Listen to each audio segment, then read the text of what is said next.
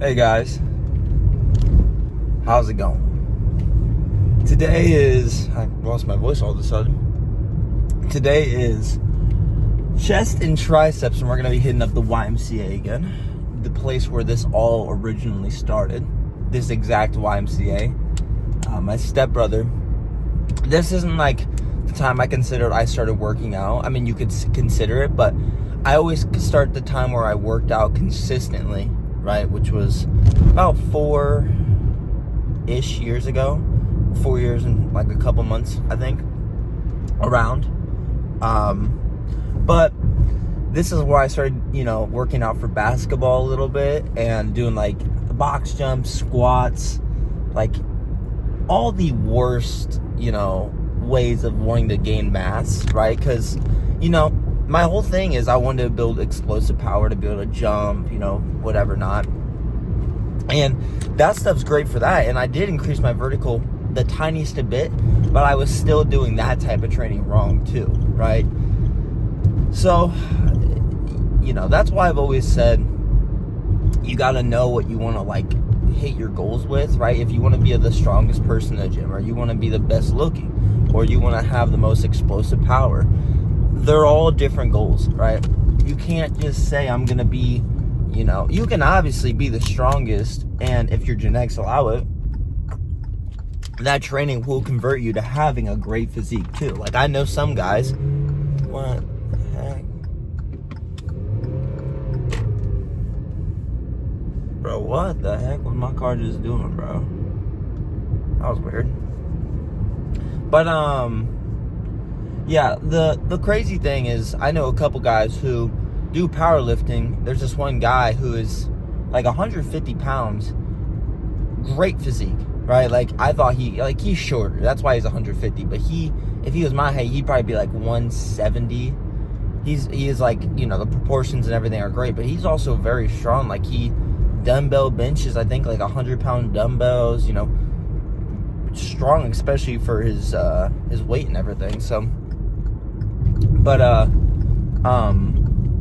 like there are certain guys who can get really strong and get great physiques, but then there's other guys who just get one or the other, right? You get either very strong or a great physique. I'm in the mix, right? I'm not saying I'm the strongest.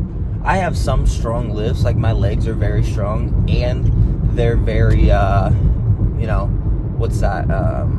I guess they're very good at growing as well, and they look great, in my opinion, right? I'm not trying to toot my own horn or whatever you want to call it, but, just from all other people's, from other people's words too, of saying, I guess you're genetically gifted with big legs. That's a sign for me to be like, okay, I think I have pretty big legs, But I think a lot of that comes from my early childhood too. Like I did a bunch of like sports that have to do with like footwork and stuff, and even just moving your legs at an explosive time, like explosive. If you're working explosiveness, you're gonna grow your legs. Like sprinting will, make your legs get swole. Like if you guys ever seen sprinter legs, or the people who do like the really long bike rides, but then they do like the weighted bikes training or whatever, their legs are massive. Like their quads and their hamstrings. Like sprints really get your hamstrings going. That's like, if you want to get explosive power, train your hamstrings crazy. Like RDL, like power cleans, all that stuff. If your hamstrings are monstrous, you're going to be fast regardless. Like that explosive power is crazy. I think a lot of the reasons why I'm still somewhat fast for, my size and my build is because my hamstrings are strong. Like I said, like that's not going to translate. Like you could RDL 315 pounds, right? But like that's not always going to translate it. But I think if you do have somewhat of like a sports background, and then your hamstrings are strong, so you kind of know the form of running and stuff, and how to actually get fast, then I think you're going to translate well with explosiveness power. But today's plan is workout A, chest. So it's going to be incline bench, easy bar push downs, a fly of some sort, probably do the push fly press or whatever. But I've just been really enjoying those, man. Like the fly press, like, which is essentially what it sounds like. You're flying on that portion and then you're pressing, and it's just you get the stretch of the fly movement, which everyone loves, right? And then you get that pressing movement for that squeeze, which everyone loves. And then after you can't do any more of the fly movement where you're fatigued now, you're on your last few reps, you can start just banging pushing out.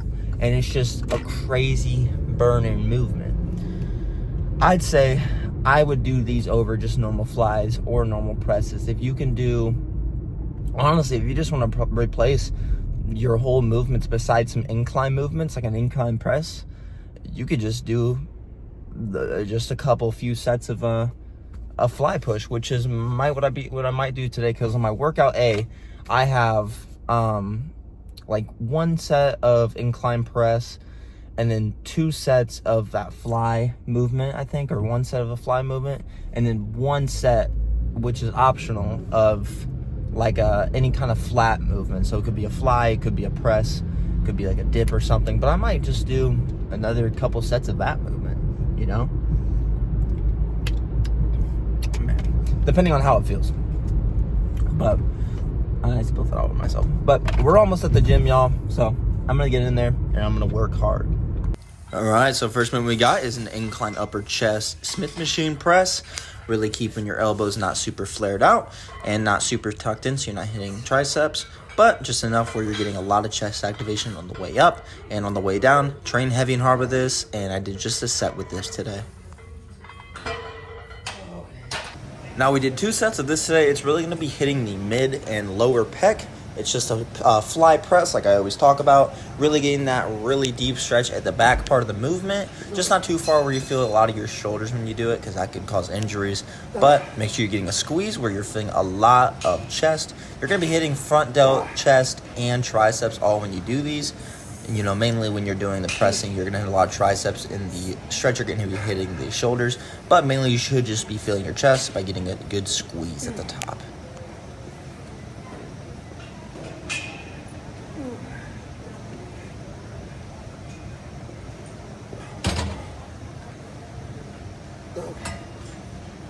Now, once again, we're going to be doing a lower to mid pec movement, just a set of this today, and really just emphasizing getting a good squeeze at the top and a good stretch in the bottom, just really exploding on the way up and training as hard as you can.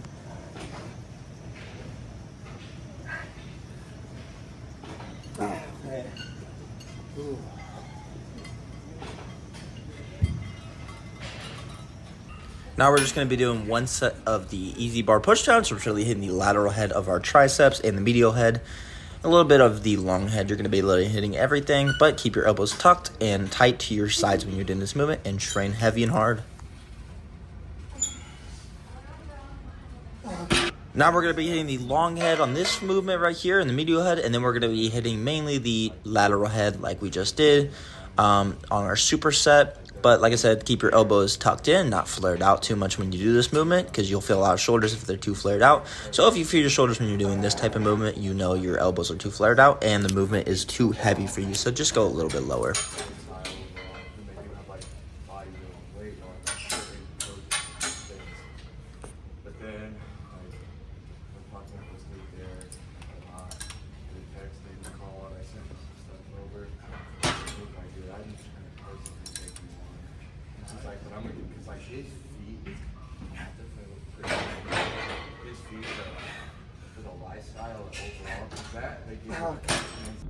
All right, y'all, we are done. We're out of there. I'm doing DoorDash now for like a couple hours before I go to work.